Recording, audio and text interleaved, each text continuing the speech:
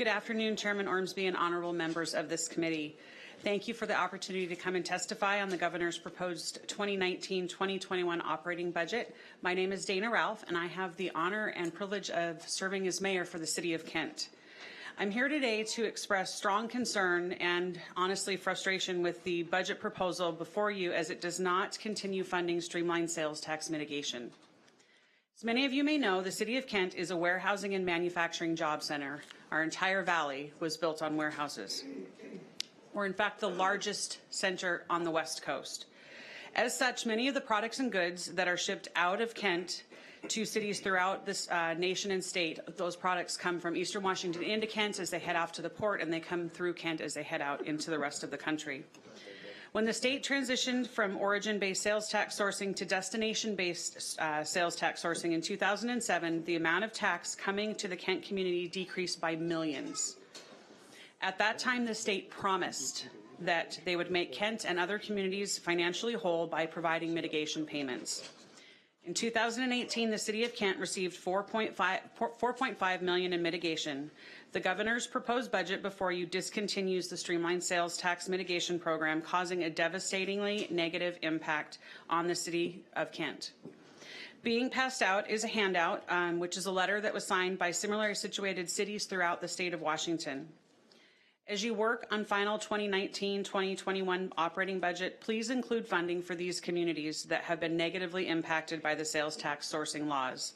This revenue has supported in many important city services, including law enforcement, roads, a variety of things that happen in our community. The loss is devastating, and we are asking for your help in that.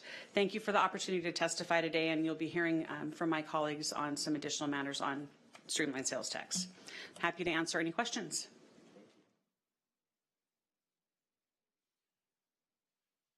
Hey, Chairman Ormsby and members of the committee, thank you for the opportunity to testify. I'm Bill Pugh and Sumner's mayor. Like Kent, Sumner receives and relies on the streamlined sales tax mitigation payments, and I share Mayor Ralph's concern about the governor's proposed budget because it does not continue the program.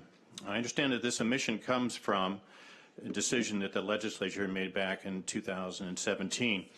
At that point, they believed that the sales tax revenue from out-of-state retailers would no longer make the SST mitigation program necessary. That assumption worked for some, but sadly for about a dozen of us, it has not come true. A 2018 Department of Revenue report states, it does not appear that marketplace fairness revenues will equal or exceed the losses in these cities in the next 10 years. These cities include Sumner, Kent, and Tukwila, as well as Auburn, Issaquah, Fife, Woodinville, Spokane Valley, Burlington, Linwood, Othello, Milton, and others. These are manufacturing and warehousing job centers throughout the state. Sumner's manufacturing center employs over 14,000 people, while our population is just 10,000. These communities are, quote, makers, end quote, of all the products that get shipped to other communities in our state and around the world. If you've ever eaten at a McDonald's in Washington or bought anything from Costco or REI, you have relied on the warehouses in the Sumner Manufacturing Center. So I encourage you to find a way to keep these communities whole as the state changes its sales tax sourcing laws. Thank you very much for the opportunity to testify.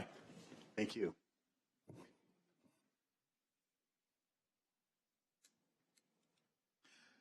Right ahead. Good afternoon. Welcome to your first day. I'm Alan Eckberg, the mayor of the city of Tukwila. As you know, in Tukwila, we have a pretty large warehousing and retail tax base. And as part of that, we provide a large proportion of the state sales tax to Washington State. We provide more sales tax than 29 of the original counties in the state of Washington. We've taken a $1.2 million hit as a result of the sales tax mitigation payments no longer forthcoming. We just balanced our biennium budget, but we had to do that without cutting services by raising our business licensing fees, and we took a hit personally for that as well. We're here today in a joint force because the Valley cities that have been mentioned and all those that provide warehousing, retail sell services, We've provided the infrastructure, the groundwork, the framework for transportation to and fro these warehouses. We have to provide law enforcement and police and streets, public works, sewer, plumbing, all that type of stuff. And we're not really receiving the benefit of the sales tax that is collected by the state of Washington. For instance, in the state, in Tukwila, we have 150,000 people that come in and work in our city in the warehouses, in the retail, in the manufacturing industries, with Boeing part of that. We only have 20,000 people living in our city, but we have to maintain the livelihood of 150,000 people. And we can do that, and we've been able to do that with your sales tax mitigation payments. But now with those being taken away, we're at the effect of those with the reductions and cuts. The next biennium, I'm sure we're going to take other hits, and with the recession coming, even additional hits. You, on your first day, this will not be the only conversation you have with people asking for opportunities to look at sales tax and other mitigation payments. You heard from the school districts. Just please keep us all in mind, because we're the engine that powers the financial wherewithal of the state of Washington in the warehousing, in the retail, and the manufacturing space.